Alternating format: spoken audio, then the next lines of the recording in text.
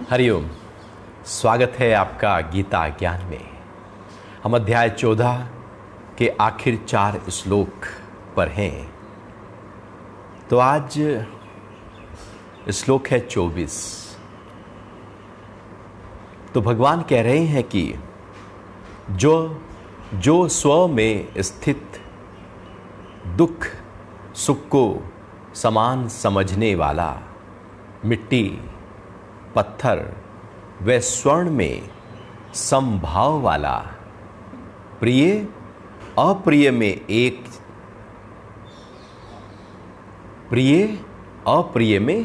एक जैसा, धीरवान और निंदा स्तुति में भी समान भाव वाला है। अब भगवान ने कुछ लक्षणों की बात बताई क्योंकि अर्जुन ने पूछ लिया था।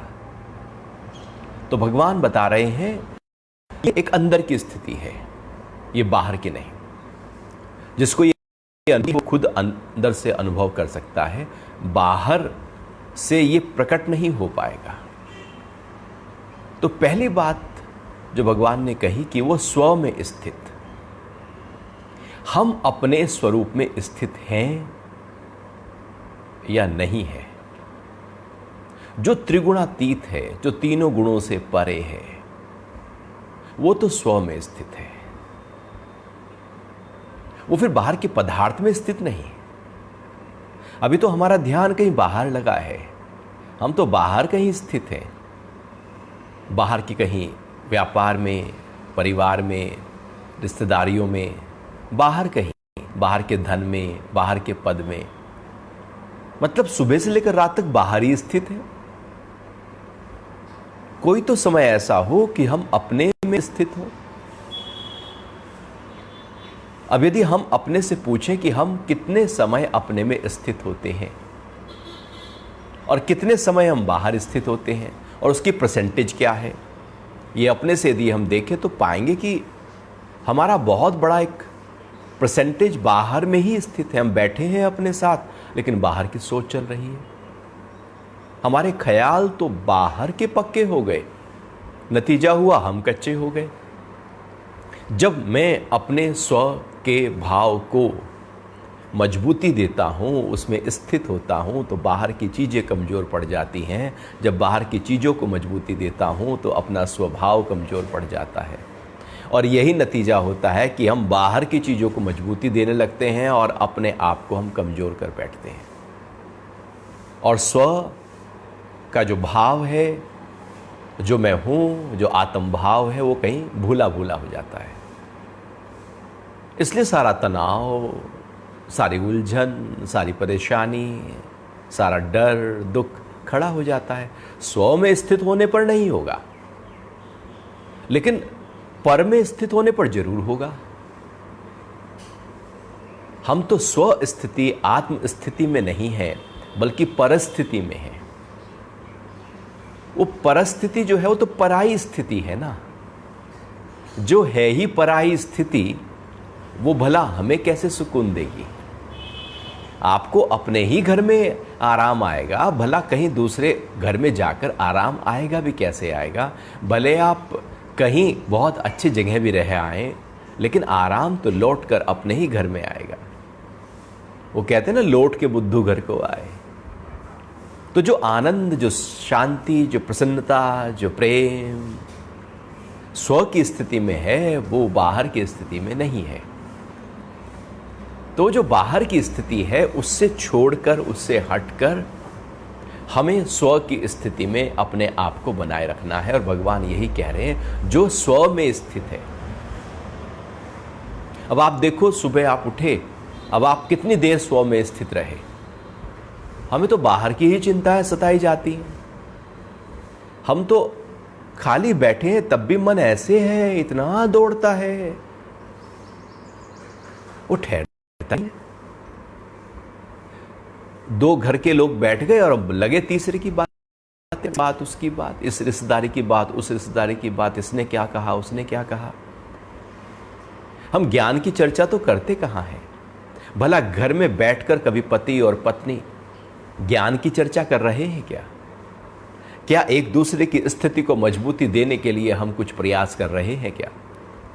या मन को हिलाने और कूड़ा करकट पता नहीं कहां कहां की बातों को एक दूसरे के ऊपर, हम उसके मन के ऊपर डालने लगते हैं, जिससे कोई मतलब भी नहीं है हमारे जीवन का।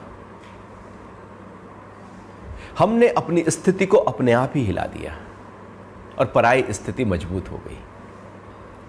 भगवान कह रहे हैं कि गुणातीत में व्यक्ति जो है, जो साधक है, वो स्व में स्थित हो जाता है।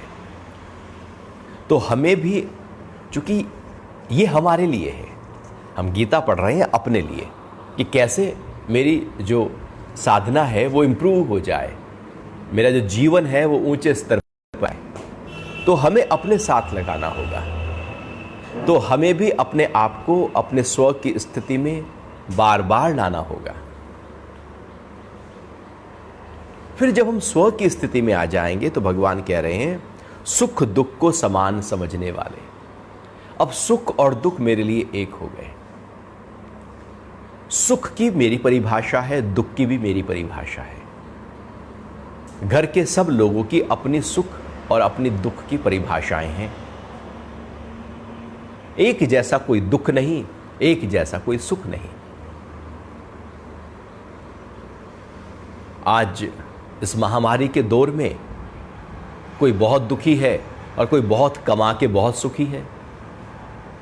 कोई कह रहा है कि ये आपदा है, कोई कह रहा है ये तो अवसर है। तो सबकी अपनी अपनी परिभाषाएं हमने गढ़ ली हैं। लेकिन सुख और दुख को हमें समान समझना। एक है समझना जो ऊपर की स्थिति है, एक है वो मेरे लिए समान ही है, कोई अंतर ही नहीं है। जब मेरे लिए कोई अंतर ही ना रहे, दुख दुख ना भांसे, सुख सुख ना भांसे। अभी तो दुख दुख भांसता है और उसको हम समान करने की कोशिश करते हैं। सुख सुख भांसता है और उसमें लिप्त ना हो जाऊं, उसकी कोशिश करने लगेंगे। तो ये तो फिर ऊपर का आचरण हो गया, ऊपर की लिपापोती हो गई। लिपापोती ऊपर की नहीं होती।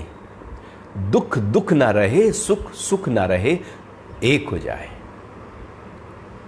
अभी जो एक हो जाए, क्योंकि हमारा तो जीवन ही सुख और दुख में है। सारे आयोजन, सारे प्रयास, सारी कोशिशें, सारी जद्दोजहद हमारी, सारी भाग दौड़ सुख की तलाश ही तो है। कभी पूछना अपने से बैठ कर कि भैया इतना काम धाम किस लिए? तो कहेगा धन के लिए। धन किस लिए? कहेगा सुख सुविधाओं के लिए। सुख सुविधाएं किसके लिए? और सुख को बढ़ाने के लिए। सारे आयोजन केवल सुख को पा लेने के लिए किए जा रहे हैं। तो जब समान ही समझ लिया तो वो जो आयोजन, जो दौड़, जो भगदड़ थी, वो तो अपने आप ही गिर गई ना। हमने अपने आप को दौड़ाया है बाहर। जब बाहर ही दौड़े रहेंगे तो घर में कब आएंगे? हम तो दौड़ रहे हैं। सुख और दुख मेरे घर में नहीं, हमारे अंदर नहीं। सुख और दुख कहीं बाहर है। हमने उसको बाहर को अंदर लाया है बाहर, रखा अंदर। तो जो बाहर की चीज है उसको बाहर, और जो अंदर की चीज है उसको अंदर। तो स्व की स्थिति अंदर है। सुख और दुख का समभाव मेरे अंदर की अवस्था है। नहीं तो सुख और दुख की उलझन जीवन हम कहला देते हैं कि भैया जीवन पक्षी के दो पंखों की तरह है, एक सुख है एक दुख है, कभी एक पंख ऊपर कभी दूसरा पंख ऊपर। ये जीवन नहीं है। जीवन तो जो भगवान बता रहे हैं सुख और दुख में सम हो जाना जीवन है। नहीं तो हिलाएगा। सुख नहीं आए तो हम उसके लिए बावले हो जाएं, और दुख आ जाए तो परेशान हो जाएं। ये तो फिर तो मन की स्थिति, स्व की स्थिति कब एक होगी? वो हो नहीं पाएगी। फिर अगली बात भगवान कह रहे हैं कि मिट्टी, पत्थर और स्वर्ण को सम भाव से देखने वाला। मिट्टी में, पत्थर में और सोने में एक भाव। अब हमारा मिट्टी में, पत्थर में और सोने में एक भाव है क्या? एक्चुअली देखा जाए तो वो सब एक है बाहर। सोने को सोना कीमती तो हमने बना दिया ना। जो पदार्थ, जो धातुएं कम पाई गई उसकी वैल्यू ज़्यादा हो गई, जो अधिक मात्रा में पाई गई उसकी कीमत कम हो गई। मिट्टी सब जगह पाई जाती है, कीमत कम हो गई। पत्थर थोड़ा कम पाए जाते हैं, मिट्टी से कम, तो उसकी कीमत थोड़ी सी ज़्यादा हो गई। और उसके बाद सोना बहुत कम पाया जाता है, उसकी कीमत हमने ज़्यादा कर दी। अब हम तो बाहर जो कीमत रखी है उसके आधार पर उसको हमने अलग अलग कर दिया ना। हमारे लिए मिट्टी, पत्थर, सोना एक नहीं है। यदि उस नज़रिए से देखा जाए तो एक है। अब गाय के सामने मिट्टी, पत्थर, सोना एक है, या गाय कहेगी नहीं सोना कीमती है? ऐसा तो नहीं है। कुत्ते के सामने तीनों चीज़ें रख दो, चिड़िया के सामने रख दो, अच्छा अपने मनपसंद जानवर के सामने रख दो, गाय के सामने, भैंस के सामने, गधे के सामने, घोड़े के सामने, उनके लिए ये मिट्टी, पत्थर, सोना अलग अलग है क्या? ये तो हम एक ऐसे मनुष्य हैं जिसने बहुत भेद किए हैं और इन भेदों में हम खुद ही उलझ गए हैं। हमने ही अपने जीवन को उलझाया है। अंदर की स्थिति से देखा जाए तो बाहर के सारे पदार्थ एक हैं, क्योंकि वो पांचों तत्वों से बने हैं, उसी से आए हैं। भेद है एक से हो गया भेद, तो हम एक को देखें या भेद को देखें? योग कहता है एक को देखो, भोग कहता है भेद को देखो। भोगवाद भेद को दिखाने की, उसको समझाने की, उसकी कीमत को बताने की प्रक्रिया है, और योगवाद जो है जहां से वो उत्पन्न हुआ है उस एक से, उसको पकड़ लेने की प्रक्रिया है। तो भगवान यहां पर वो जो तीन गुणों से ये मिट्टी, पत्थर और सोना बना है, अब तीन गुण से बना है। अब तीन गुण में मैं हूं ही नहीं, मैं हूं ही गुणातीत, तो तीन गुणों का प्रभाव मेरे ऊपर कैसे? मैं तीन गुणों की वैल्यू कैसे करूं? मैं तो तीन गुण में हूं ही नहीं, ये तीन गुण में है, मिट्टी, पत्थर, सोना, अलग अलग कीमत। जब हम त्रिगुणातीत में होते हैं तो सम हो जाता है बाहर के सारे पदार्थ, और जैसे ही गुण में आते हैं तो उसकी कहीं कीमत होती है, किसी की कीमत नहीं होती। और वैसे भी देखा जाए तो ये कीमत कब तक होती है? कीमत आज के दौर में व्यक्ति पैसे लेकर भाग रहा है पैसे लेकर कि जान बचा दी जाए, ऑक्सीजन मिल जाए, बेड मिल जाए, दवाइयाँ मिल जाए, पैसा सब बेकार हो रहा है, कोई कीमत नहीं है, वो सब बेकार दिख रहा है। हमने उसको कीमत दी, लेकिन जीवन के एक ऐसे पड़ाव में जब जीवन ही छूट रहा हो तो लगता है तो सब बेमाना है। जो बेशकीमती लगता था उसकी कोई कीमत नहीं है, वो तो खाक है, वो तो मिट्टी की तरह है। ये तब पता लगता है जब हम बस शरीर अब छूटा और अब छूटा, तब उसकी वैल्यू जीवन की पता लग जाती है, और पता लग जाती है कि ये तो मिट्टी, पत्थर, ये सोना सब एक है, ये पद, ये प्रतिष्ठा सब एक है, सब निरर्थक है, सब बेकार है। लेकिन हम जीवन भर उसकी कीमत में लगे रहते हैं, और वही कीमत में लगे रहने के कारण से मटके रहते हैं। तो भगवान कह रहे हैं एक कर दो। फिर प्रिय और अप्रिय, अब आपको, हमें कुछ प्रिय लगता है, कुछ अप्रिय लगता है। प्रिय की तरफ हम भागते हैं, अप्रिय से भागते हैं। प्रिय को पा लेना चाहते हैं, अप्रिय से दूर भाग जाना या उसको हटा देना चाहते हैं। तो कुछ अंदर प्रिय है, कुछ अप्रिय है। मतलब बाहर कोई ऐसी वस्तु, कोई ऐसा पदार्थ, कोई ऐसा व्यक्ति, कोई ऐसा स्थान है जो मुझे प्रिय लगता है, और उस की तरफ हम जाना चाहते हैं, बात करना चाहते हैं, मिल जाना चाहते हैं, उसके समझना चाहते हैं, उसको अपना बना लेना चाहते हैं, जो प्रिय है। और एक जो अप्रिय है उससे दूर जाना चाहते हैं, उसको दूर कर देना चाहते हैं, उसको हटा देना चाहते हैं, अपनी आंखों से, ख्याल से भी हटा देना चाहते हैं। तो किसी की तरफ हम दौड़ रहे हैं और किसी की तरफ से दौड़ रहे हैं। एक तरफ जा रहे हैं जो प्रिय है, और जो अप्रिय है उससे दूसरी तरफ भाग रहे हैं। लेकिन भाग दोनों में है, दौड़ दोनों में है। प्रिय की तरफ भी दौड़ है और अप्रिय से दौड़ है, तो दौड़ना तो दोनों तरफ हो रहा है। और जीवन में जब कुछ प्रिय लगता है तो इसका मतलब है कुछ अप्रिय भी है मेरे लिए।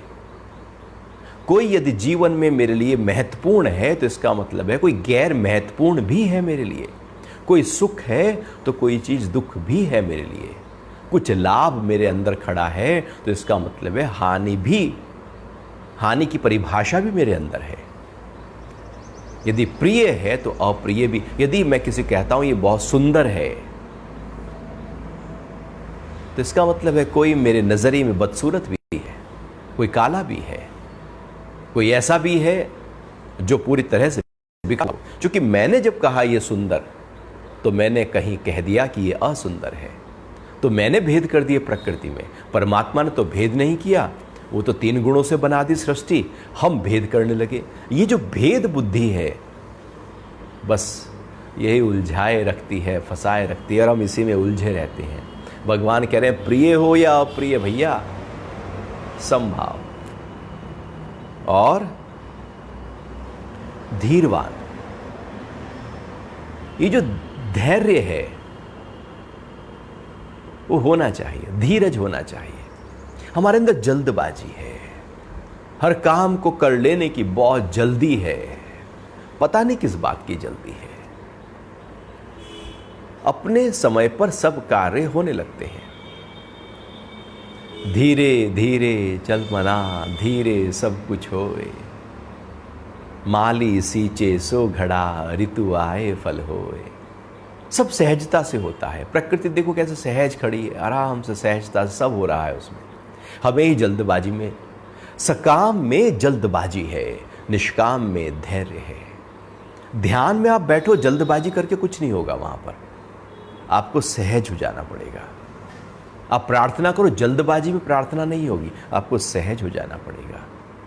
सहज हो जाना पड़ेगा आध्यात्मिक यात्रा में, और भगदड़ हो जाएगी बाहर जगत की यात्रा में। हम भगदड़ में जीवन जी जाते हैं, इसलिए धैर्य तो कहीं खो जाता है, धीरज तो कहीं रहता ही नहीं। और नतीजा होता है मन में इतनी हलचल, इतनी हलचल, इतना विद्रोह, इतनी बगावत, और इतना भय, इतना दुख कि ये भी काम छूट गया, ये भी काम छूट गया, ये भी काम छूट गया। अरे भैया शुक्र मनाओ कि हम हैं, काम तो होते रहेंगे। हमने काम को महत्वपूर्णता दे दी, अपने को बिल्कुल हमने कहा कि छोड़ो। अपने को नजरअंदाज करके जब हम पराई स्थितियों को ताकत देने लगते हैं तो इसका मतलब है कि जीवन को समझा ही नहीं है, क्योंकि पराई को ताकत दी है।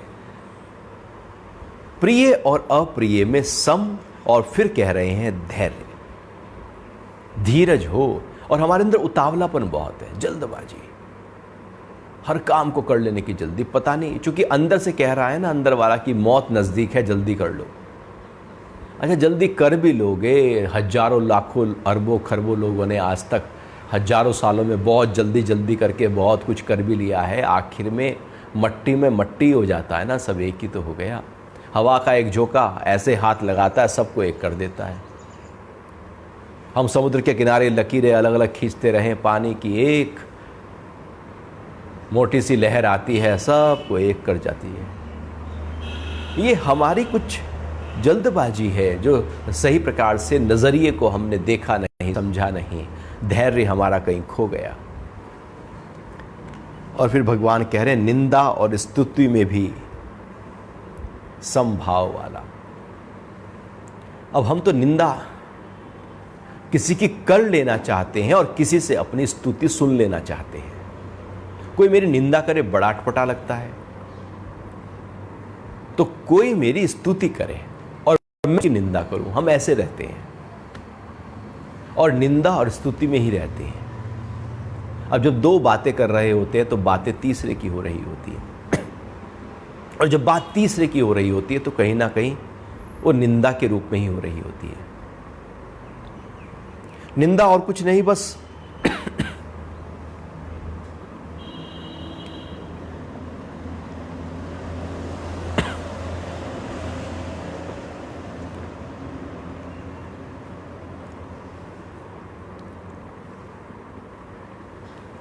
अपने को ताकत देनी, मैं विशेष हूं।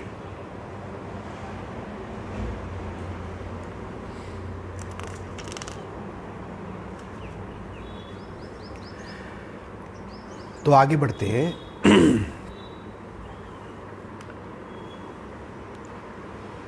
25।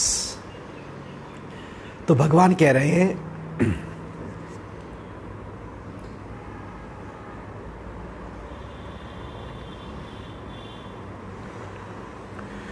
जो मान और अपमान में सम है,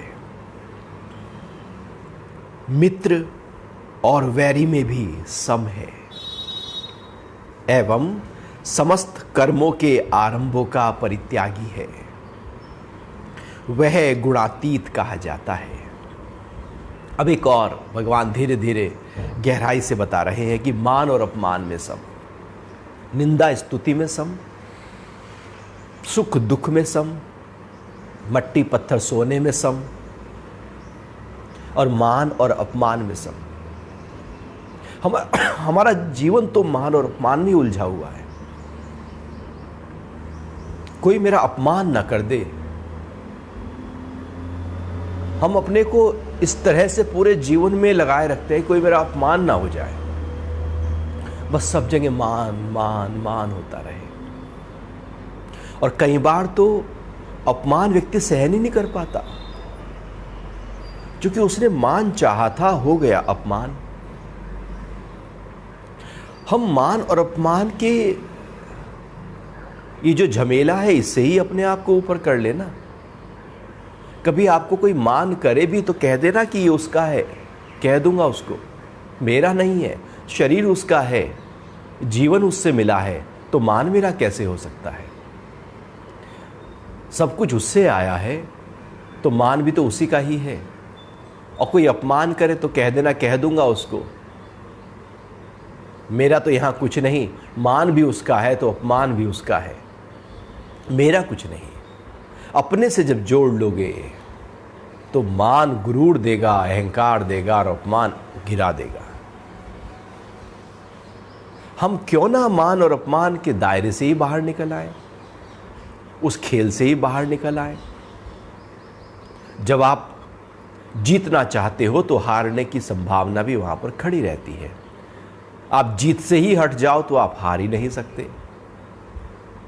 हारेगा वो जो जीतना चाह रहा है, और आप हार और जीत से ही अलग हो जाओ, साक्षी हो जाओ। ये गुणातीत की अवस्था, ये अंदर की स्थिति, ये अध्यात्म की स्थिति है। ये अवस्था जगत की नहीं है। यहां पर जगत की चर्चा नहीं कर रहे हैं। ये गहरे, चूंकि 14वें अध्याय में ऊंची अवस्था साधक जब साधना की गहराइयों में होता है तो उसको सब एक हो जाता है। ये मान और अपमान अहंकार के आधार पर हमको भासते हैं, और व्यक्ति अपने अहंकार को पूरा करने के लिए मान चाहता है और अपमान से बचता रहता है। तो मान और अपमान में भी हमें एक होना है। और मित्र और वैरी, ये यदि हमारे लिए कोई मित्र है तो कोई वैरी भी है। सभी मित्र हैं तो कौन वैरी होगा? अभी कुछ दुश्मन हैं तो कुछ दोस्त हैं, कुछ दोस्त हैं तो कुछ दुश्मन भी खड़े हैं। अर्थात मैंने फिर भेद कर दिया, मैंने फिर द्वैत कर दिया, कहीं ना कहीं किसी को अपना बना लिया, किसी को पराया कर दिया। और ये जो मित्रता और शत्रुता का भाव मेरे अंदर है, और फिर क्या होगा अगर हमारी 10 से दोस्ती है और 1 से दुश्मनी है, तो एक का ही ख्याल अंदर चलता रहेगा। वो जैसे दुश्मनी होती है ना, जैसे द्वेष होता है, आप देखना कि उसी का ख्याल चलेगा, उसी का विचार चलेगा। वो व्यक्ति मेरे सामने, चूंकि मन हिल जाता है। मतलब इतना गहरे में वो जो दुश्मनी है वो अंदर पड़ी होती है कि वो हमें कभी भी शांत होने नहीं देती। तो दुश्मनी ही हट जाए अंदर से। आप सुबह उठे किसी दिन और आपको लगे कि अरे मेरा कोई दोस्त नहीं है, कोई मेरा दुश्मन नहीं है, सब मेरे लिए एक है, ना मान है, ना अपमान है, ना सुख है, ना दुख है, सब एक हो गया। आप एक कर दो सबको, तो जीवन कैसा हो। ऐसा सोचो कि ऐसा जीवन है, सब एक हो गया है मेरे लिए, कोई विशेष नहीं और कोई अविशेष नहीं। जब सब एक कर दो तो अब जो जीवन, अब जो विचार आएंगे वो ऊंचे होंगे, वो शुद्ध होंगे, वो दिव्य होंगे, पवित्र होंगे, निर्मल होंगे। अभी तो हमारे सारे विचार बिल्कुल ऊंच नीच के होते हैं, मान अपमान विकारों से भरे हुए होते हैं। हमारे सारे विचार आप देख लेना, ढूंढ लेना, या तो काम से होगा, या क्रोध से होगा, या लोभ से होगा, या मोह से होगा, या द्वेष से होगा। किसी ना किसी विकार से ही विचार होते हैं।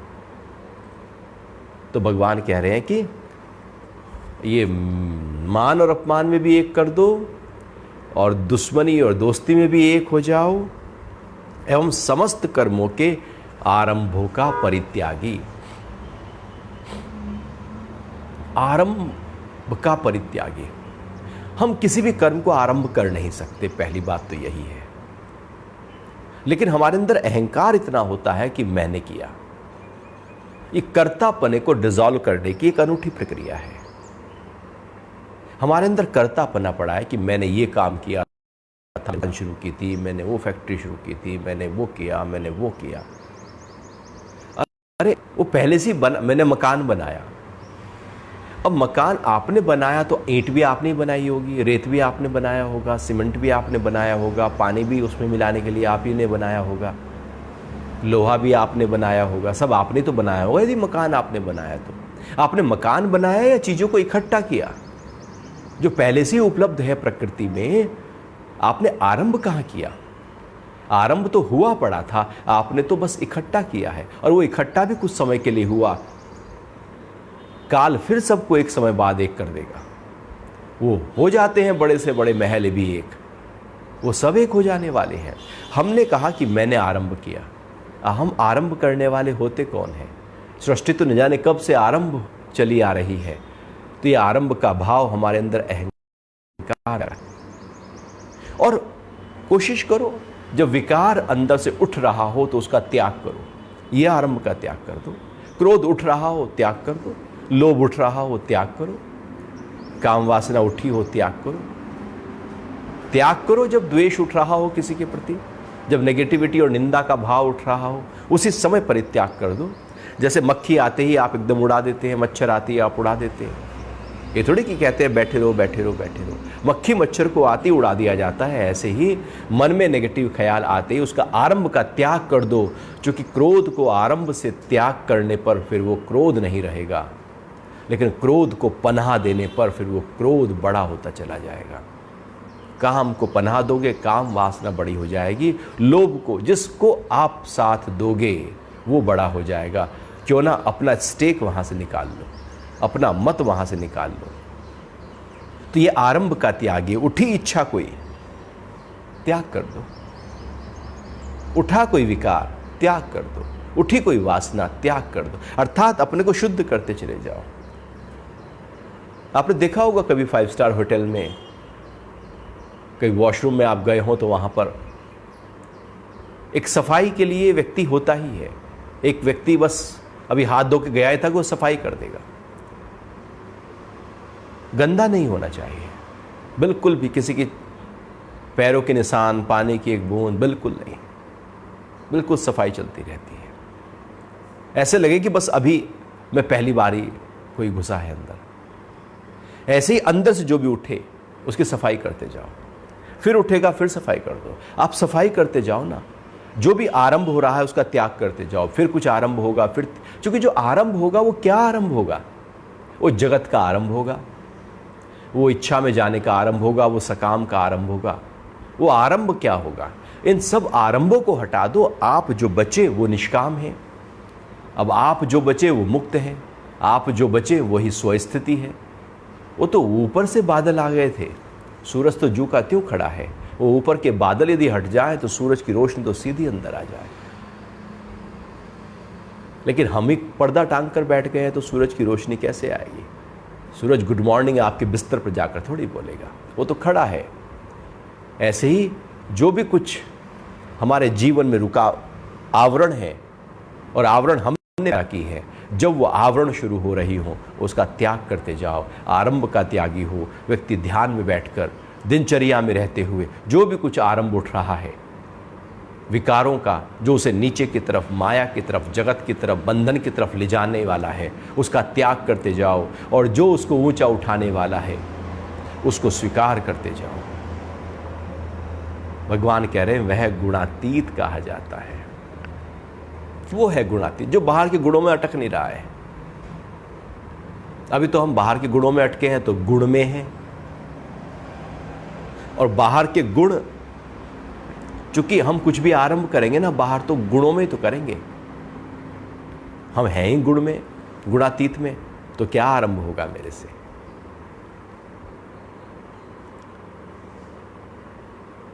आगे 26वें श्लोक में भगवान कह रहे हैं कि ये अध्याय 14 है, और जो पुरुष अव्यभिचारी भक्ति योग से मेरी सेवा करता है वह इन गुणों को भली भांति लांघ कर ब्रह्म को प्राप्त करने योग्य बन जाता है। अब उसका तरीका बताया, उपाय बताया। अभी तक तो बताया था कि गुणातीत हो जाने पर क्या प्रकट हो जाएगा। अब बता रहे हैं कि गुणातीत कैसे हो सकते हैं, क्या उसका प्रोसेस है, क्या उसके साधन है, क्या करें कि गुण से उठ जाए ऊपर। तो भगवान कह रहे हैं अव्यभिचारी भक्ति योग से मेरी सेवा करना, ये सबसे बड़ा साधन है। सांसों में, रोम रोम में केवल और केवल परमात्मा का ध्यान, अव्यभिचारी भक्ति योग। व्यभिचार कहते हैं जगह जगह पर मन का जाना, कि ये व्यक्ति बड़ा व्यभिचारी है, इसका ध्यान तो सब जगह चलना चाहता है। जिसका ध्यान बहुत जगह जाए वो व्यभिचारी, और जिसका ध्यान ठहर जाए, एकाग्र हो जाए, वो अव्यभिचारी। जैसे पत्नीव्रता, पतिव्रता, बस पति का ध्यान केवल अपनी पत्नी में और पत्नी का ध्यान केवल अपने पति में है, ये अव्यभिचारी स्थिति हो गई। और भगवान कह रहे हैं वही अव्यभिचारी स्थिति भक्ति योग के साथ जो मेरी सेवा करेगा। अब व्यक्ति के अंदर, उस पुरुष के अंदर परमात्मा के अतिरिक्त किसी और का ध्यान ना हो। जैसे परमात्मा से ही शादी हो गई हो और उसके अलावा किसी और का ध्यान है ही नहीं। तो कहते हैं ना सबसे ऊंची प्रेम सगाई। वो सगाई जो है वो किससे हुई? वो परमात्मा से यदि हो गई और केवल उसी का ही भान है तो उसको अव्यभिचारी भक्ति योग कहा जाता है। और जब तक उस ऊंची स्थिति को हम नहीं पा लेते, हम गुणों में ही रहने वाले हैं। तो फिर क्या होगा? अव्यभिचारी भक्ति योग दिन भर वो उसी भक्ति भाव में है, लगातार है। उसका ध्यान फिर जगत में, इच्छा में, वासना में है नहीं। वो अव्यभिचारी हो गया, व्यभिचार की तरफ नहीं, अब प्रकृति की तरफ नहीं जाएगा। वो केवल पुरुष को, पुरुष परमात्मा को उसने पकड़ा है और उसमें रहना, और फिर जो भी कुछ करेगा वो सब सेवा हो जाएगी। क्या है सेवा? परमात्मा का ध्यान धरते हुए जो हम कर्म करते हैं उसको सेवा कहते हैं। अब मंदिर में हम गए, वहाँ पर कोई सेवा दी, झाड़ू लगाओ, तो परमात्मा का ध्यान रखते हुए सेवा कर रहे हैं। आप सत्संग हॉल में गए, वहाँ पर आप झाड़ू लगा रहे हैं, पंखे साफ कर रहे हैं, डस्टिंग कर रहे हैं, सब कुछ कर रहे हैं, साफ सफाई कर रहे हैं, लेकिन ध्यान जो है वो परमात्मा का रखा हुआ है। तो परमात्मा में ध्यान रखते हुए जो आपसे कर्म हो रहा हो उसको सेवा कहते हैं। और यदि परमात्मा का ध्यान नहीं है तो फिर वो सेवा भी नहीं है। सेवा बाहर से अंदर नहीं आती, वो तो अंदर से बाहर की तरफ जाती है। सेवा के लिए जरूरी है पहले मन की स्थिति में परमात्मा का होना। यदि मन की स्थिति में परमात्मा, भाव में परमात्मा नहीं है तो फिर वो सेवा होते हुए भी सेवा नहीं कहलाएगी। भले परोपकार हो रहा हो लेकिन सेवा नहीं कहलाएगी। सेवा के लिए भगवान यहां पर कह रहे अव्यभिचार भक्ति योग से जो मेरी सेवा करता है। सेवा केवल परमात्मा के लिए हो सकती है। वो घर वालों के लिए सेवा थोड़ी होती है कि मैंने पत्नी को पानी का गिलास दिया, पत्नी ने मुझे पानी का गिलास दिया, उसने मेरी सेवा करी, मैंने उसकी सेवा करी, वो तो फिर कर्म हो गया। सेवा परमात्मा का ध्यान रखते हुए यदि पानी का गिलास दिया तो फिर वो सेवा हो गई। और जिसको पानी का गिलास दिया उसमें भी परमात्मा को ही देखा तो सेवा ही है। तो लगातार जब हमारे अंदर एक ही भाव चलता रहे परमात्मा का, और फिर हम दिन भर कर्म करते रहें, तो भगवान कह रहे हैं कि वह अव्यभिचारी भक्ति योग से जो सेवा करता है वह इन गुणों को भली भांति लांग कर, क्योंकि ये गुण अब कुछ हमें अटका नहीं सकते ना। ध्यान ही परमात्मा का आ गया तो गुण कैसे?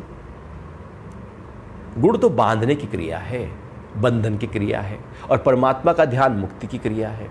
अब मुक्ति को पकड़ लिया तो बंधन कैसे होगा? अब मुट्ठी बांधी है, मुट्ठी खोल दी तो फिर ये बंधेगी कैसे? मैं बांध ही नहीं रहा हूं, खुल दी, मैं नहीं बांध रहा तो ये खुली रहेगी। ऐसे ही मैंने परमात्मा की तरफ ध्यान दिया, मैं प्रकृति की तरफ जा ही नहीं रहा हूं। जब प्रकृति की तरफ मैं जा ही नहीं रहा हूं, गुणों की तरफ जा ही नहीं रहा हूं, तो गुण मेरा क्या कर लेंगे? गुणों का प्रभाव मेरे कैसे होगा? गुण होंगे लेकिन वो मुझे बांध नहीं पाएंगे।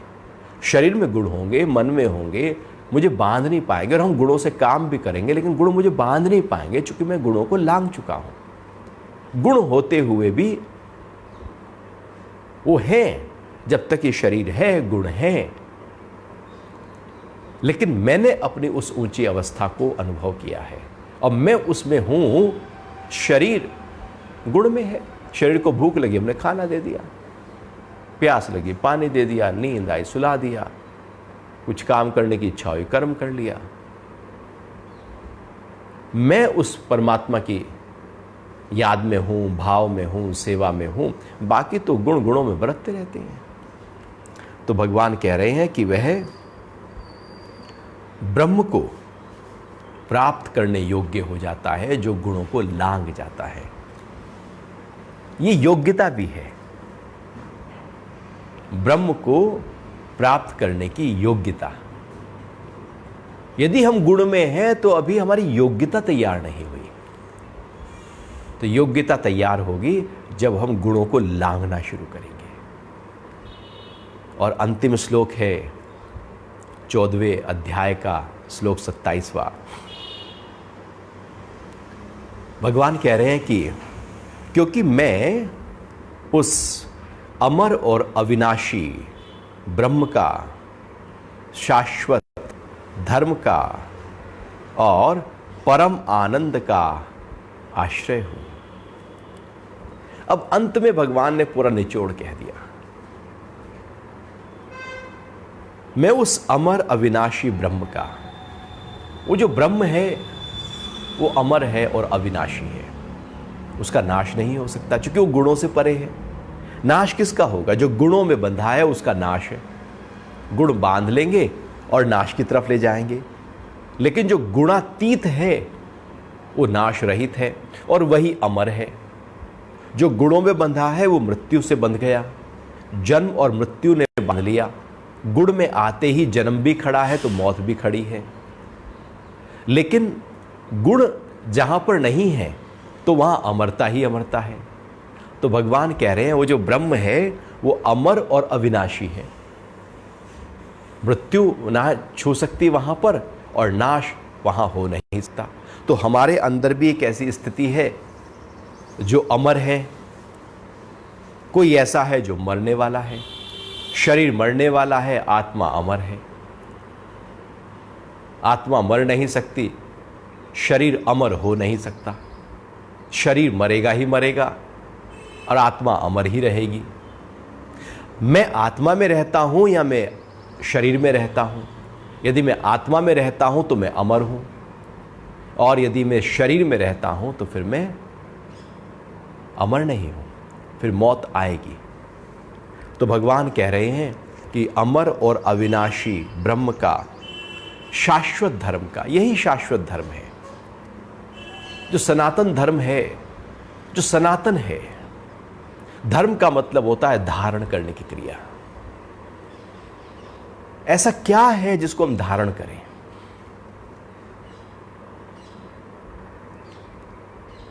यदि आप देखें तो ऐसा क्या है जिसको हम धारण करें अपने अंतरतम में? ये हमने कहा ये हिंदू, ये मुसलमान, ये हिंदू कब बना? आप थोड़ा हिस्ट्री में जाएं तो हिंदू शब्द आया कब? ये मुसलमान कब आया? ये ईसाई कब आया? ये सिख कब आया? क्या उससे पहले मानव जाति नहीं थी?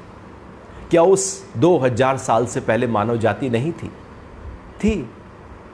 तो उससे पहले क्या धर्म था? फिर उससे भी 5000 साल पहले क्या था? कौन सा धर्म था? धर्म तो तब भी था। अब 5500 साल पहले ना हिंदू था, ना मुसलमान था, ना ईसाई था, ना सिख था। तो फिर धर्म की परिभाषा क्या थी? धर्म का मतलब है जिसको हम धारण करें। क्या धारण कर सकते हैं? जो मैं हूं उसी को ही अनुभव करना, यही धर्म है। अपने ही स्वरूप को अनुभव कर लेना ही धर्म है। उसका तरीका कुछ भी हो, तरीका महत्वपूर्ण नहीं, बल्कि वो जो धर्म है वो महत्वपूर्ण है, जिसको अध्यात्म कहा जाता है, जो शाश्वत है, जो है सृष्टि के आरंभ से जो है, जो परम तत्व, जो आत्म तत्व, वही शाश्वत धर्म है। उसी को ही अपनाना है। हम अपना लेते हैं बाहर के धर्मों को। अब उस धर्म को अपनाकर वो जो वास्तविक धर्म है उसको छूट जाता है। उसको अपना लो, बाहर का रहे या न रहे, बचे या न बचे, फर्क नहीं पड़ता। यदि वो न मिला तो बाहर का कितना भी पकड़ लो, उसका कोई फायदा नहीं है। अपने धर्म में, और मेरा धर्म क्या है? जब पैदा हुए तो धर्म क्या था? ये तो जहां जन्म हो गया वो तो ऊपर से कह दिया कि भैया आप हिंदू हो और आप मुसलमान। अंदर का धर्म वो तो पैदा होने के साथ मेरा धर्म आया, या धर्म बाद में आया? जो बाद में आया वो तो फिर थोपा हुआ था। जो पहले ही मेरे साथ आया वो थोपा हुआ थोड़ी हो सकता है। तो आत्मा तो पहले ही मेरे साथ चली। उसी को ही अनुभव करना, उसी को ही धारण करना, उसी भाव में रहना, वही मेरा धर्म है। भगवान कह रहे हैं जो शाश्वत धर्म का और परम आनंद का मैं आश्रय हूं, जो परम आनंद है, जिसकी तलाश है। हम सब जिसकी तलाश में रहते हैं कि बस किस तरह से मुझे उस आनंद की अनुभूति हो जाए। अभी तो हम छोटे छोटे सुखों में ही बड़ा मजा ले लेते हैं। सोचो, छोटे छोटे सुखों में ही इतना मजा आ जाता है, और एक जब अक्षय सुख मिल जाए, एक ऐसा सुख जो कभी ना खत्म हो, एक ऐसा आनंद जो परम तत्व से जुड़ा हुआ हो, जो कभी ना खत्म हो। जैसे गंगा बह रही है, हजारों सालों से निरंतर बह रही है। सूर्य निकल रहा है, हजारों सालों से निकल ही रहा है, बस है ही है। ऐसे ही परम आनंद भी लगातार अंदर है ही है। हमारा मुख मुड़ा हुआ है, हमारा ध्यान कहीं और है, इसलिए परम आनंद का अनुभव नहीं। भगवान कह रहे हैं कि यदि परम आनंद चाहिए तो उसका आश्रय मैं हूँ, शाश्वत धर्म चाहिए तो उसका आश्रय मैं हूँ, और अमरता चाहिए उसका भी आश्रय मैं हूँ, अविनाश भाव चाहिए तो उसका भी, मैं सबका आश्रय हूँ। और मैं कौन? वो जो परम तत्व है। भगवान कृष्ण यहाँ पर उस दिव्यता के साथ बोल रहे हैं, वो जो मैं हूं। अब वो जो मैं हूं, अब यहां पर यह अध्याय पूर्ण होता है। अब इसी के कंटिन्यूएशन में अगला अध्याय, जिसको पुरुषोत्तम योग कहा जाता है, वो शुरू हो जाएगा, जहां पर भगवान बता रहे हैं अपने उस दिव्यता को। इसकी चर्चा हम सोमवार सुबह 8 बजे करेंगे।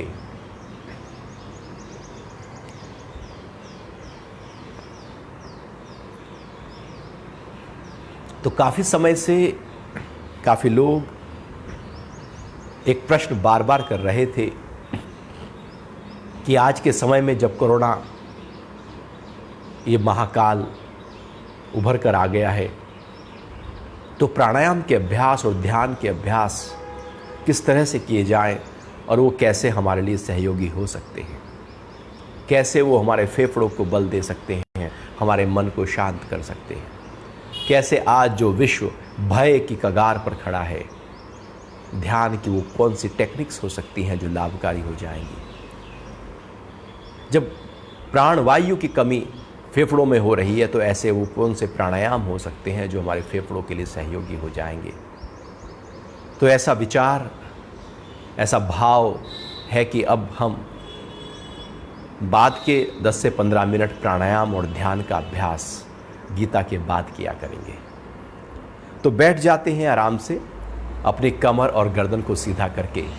आज हम आरंभ कर रहे हैं प्राणायाम, अनुलोम विलोम प्राणायाम से। उसके लिए पहले से थोड़ा सा समझ लें। हमारी नासिका में 2 छिद्र होते हैं, एक बायां एक दायां, left nostril right nostril. Ida नाड़ी बाईं तरफ है, पिंगला नाड़ी दाईं तरफ है। जब बाएं से श्वास आता जाता है तो शरीर में ठंडक बनाती है, जब दाएं से श्वास आता जाता है तो शरीर में उष्णता आती है।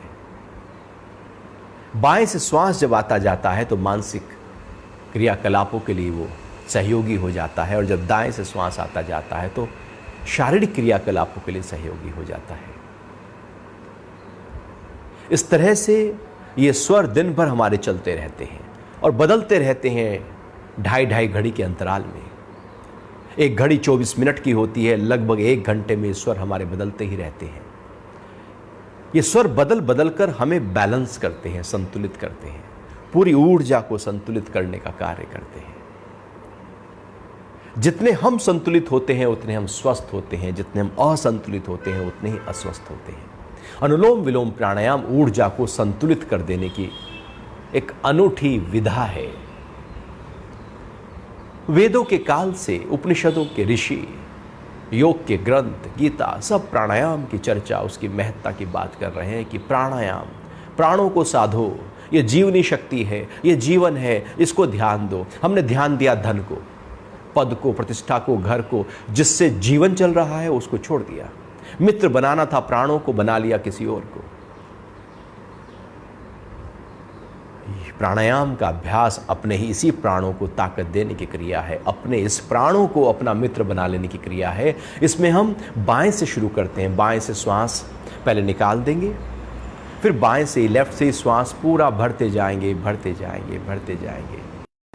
फिर दाएं से निकालना शुरू करेंगे और धीरे धीरे राइट नोस्ट्रल से एक्सहेल कर देंगे, और बहुत ही धीरे धीरे श्वास को कंट्रोल करते हुए, झटके से नहीं, पूरा श्वास निकाल देंगे और फिर दाएं से ही धीरे धीरे भरना शुरू करेंगे।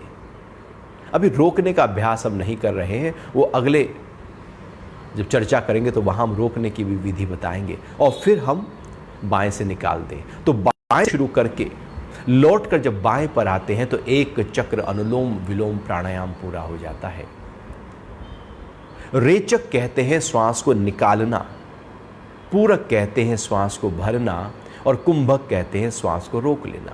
जब कई श्वासों का एक श्वास बनने लगे और उसको भरे तो पूरक, और जब कई प्रश्वासों का एक प्रश्वास बनने लगे तो उसको रेचक। हाथ की प्राणायाम मुद्रा बनाकर पहली ये जो तर्जनी और मध्यमा उंगलियां हैं इनको माथे के बीचों बीच रखेंगे। ये हमारा आज्ञा चक्र है, मन का घर है। ईड़ा, पिंगला और सुषुम्ना जो मध्य नाड़ी सुषुम्ना है उसका मिलन स्थान है। ये यहीं पर अपने मन को टिकाए रखने के लिए 2 उंगलियों को इस ओर रख लेते हैं। अंगूठे से राइट नोस्ट्रल को बंद करेंगे और बाकी जो 2 उंगलियां हैं वो लेफ्ट नोस्ट्रल को कंट्रोल करेंगी। तो सबसे पहले बिल्कुल हमने प्राणायाम मुद्रा बनाकर सीधी रखना, कमर को आराम से रिलैक्स होकर बैठना, चेहरे पर एक प्रसन्नता लिए हुए हो, जुड़ना है अपने साथ। राइट नोस्ट्रल को बंद किया, लेफ्ट से धीरे धीरे सांस को बाहर निकाल दें, फिर लेफ्ट से भरना शुरू करें। भरते जाएं, भरते जाएं, भरते जाएं, पूरा भर लें। लेफ्ट को बंद करके अब राइट से बहुत धीरे धीरे, बहुत धीरे, इतना धीरे जितना भरने में समय लगाया उससे दुगना समय निकालने में हो। फिर राइट से ही श्वास भर लेना, पूरा भरना, पेट फूलना चाहिए, छाती फूलनी चाहिए। राइट को बंद करके लेफ्ट से श्वास निकाल देना।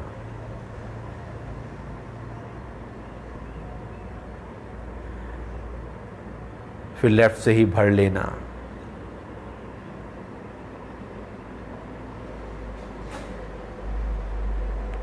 राइट से निकाल दीजिए।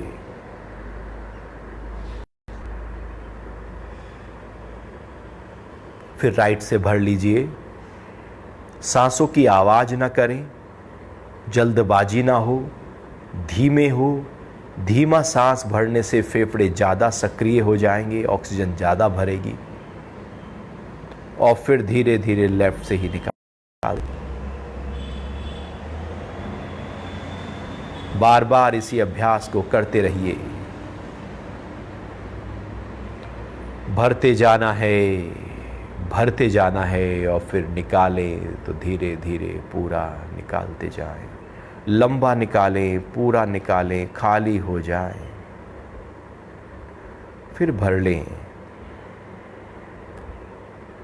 इतना भरे कि आपके पूरे फेफड़े भर जाएं सांसों से, पेट भी बाहर की तरफ आ जाए, ऐसा लगे कि और भर नहीं सकते।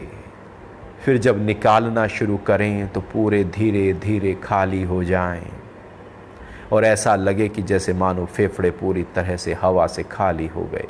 हो नहीं पाएंगे लेकिन ऐसा लगेगा। फिर भरना शुरू करें।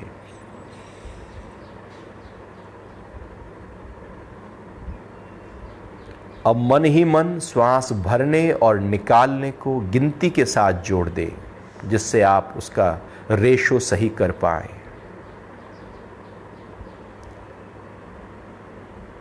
5 गिनती के साथ श्वास भरें और 10 गिनती के साथ श्वास को निकालना।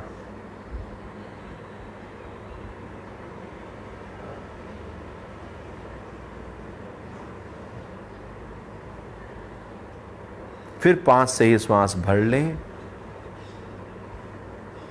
और 10 गिनती के साथ श्वास को निकाल दें।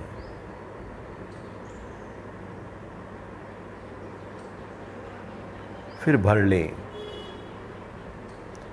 बार बार लंबा गहरा श्वास भरकर निकाल रहे हैं।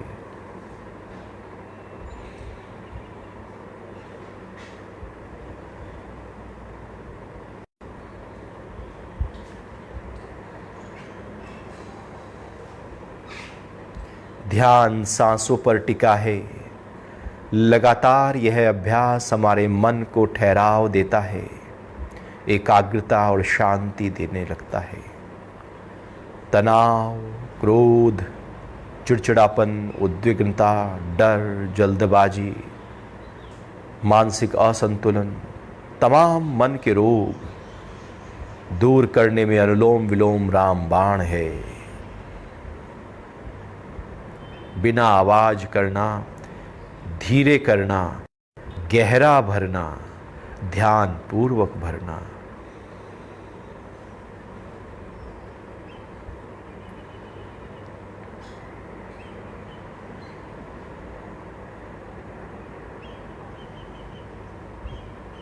बार बार यह अभ्यास हमारे न्यूरॉन्स में, फेफड़ों में पूरी तरह से ऑक्सीजन की सप्लाई को बढ़ा रहा है।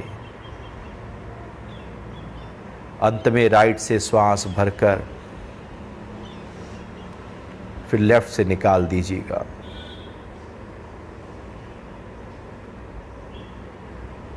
हाथ को नीचे लाकर बंद आंखों के साथ बैठे रहें।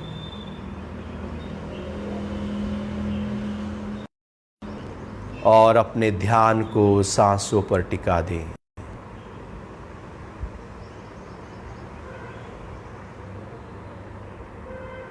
धीरे धीरे लंबा गहरा सांस भरते जाएं और उसी प्रकार धीरे धीरे श्वास निकालते जाएं।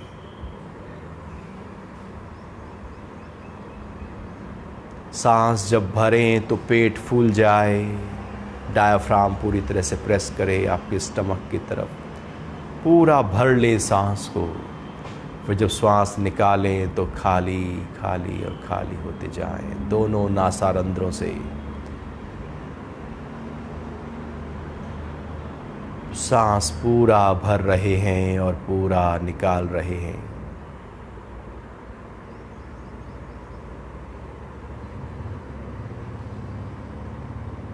अब सांसों को सामान्य कर दें। ध्यान सांस पर टिका।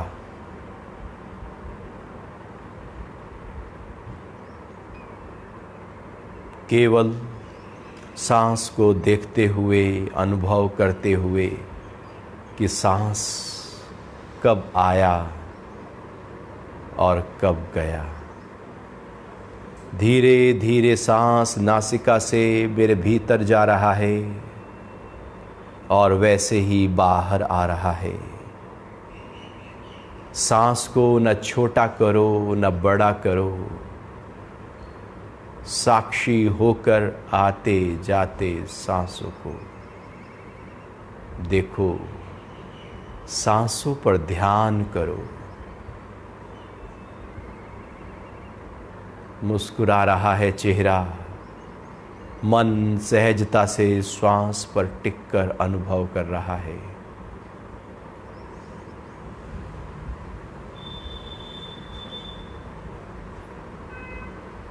सांस जब भीतर जाए तो मन को भी श्वास के साथ साथ भीतर की तरफ ले जाए। सांस जब बाहर आए तो मन को भी बाहर की तरफ ले आए। फिर श्वास भीतर जाने लगेगा, मन फिर पीछे पीछे प्राण के लगा दे।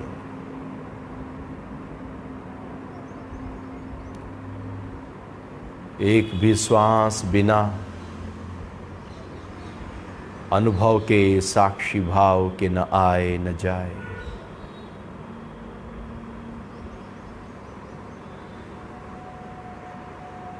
सांस की गति को बढ़ाना नहीं बल्कि साक्षी होना है।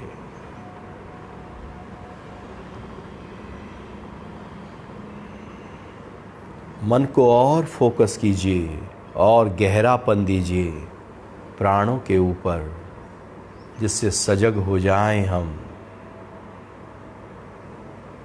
ख्यालों से हटा लें। ख्याल यदि आए तो आहिस्ता से बड़े प्रेम से मन को फिर से श्वास पर ले आना। कोई विरोध नहीं ख्यालों से।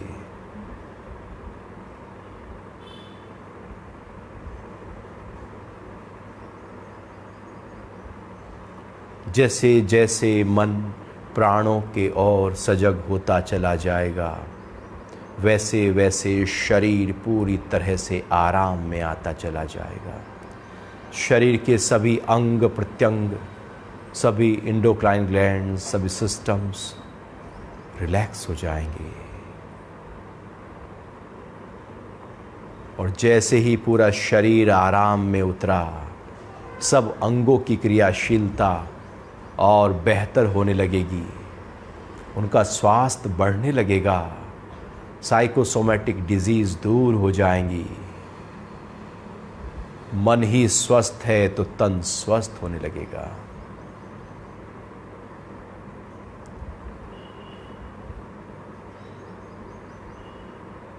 करेंगे 3 बार ओम का जाप। सांस पूरा भर लें, जितना ज़्यादा भर सकते हैं, और लंबी देर तक ओम का जाप करना, जिससे फेफड़ों को और बल से भर दे हम।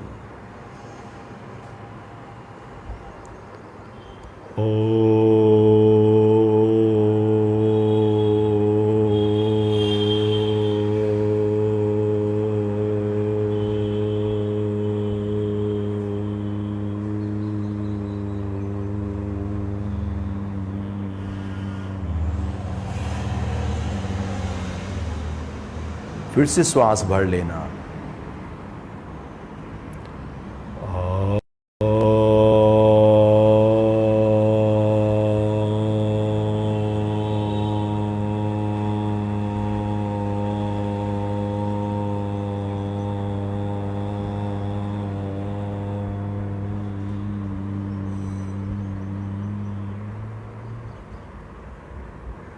फिर से भर लीजिए।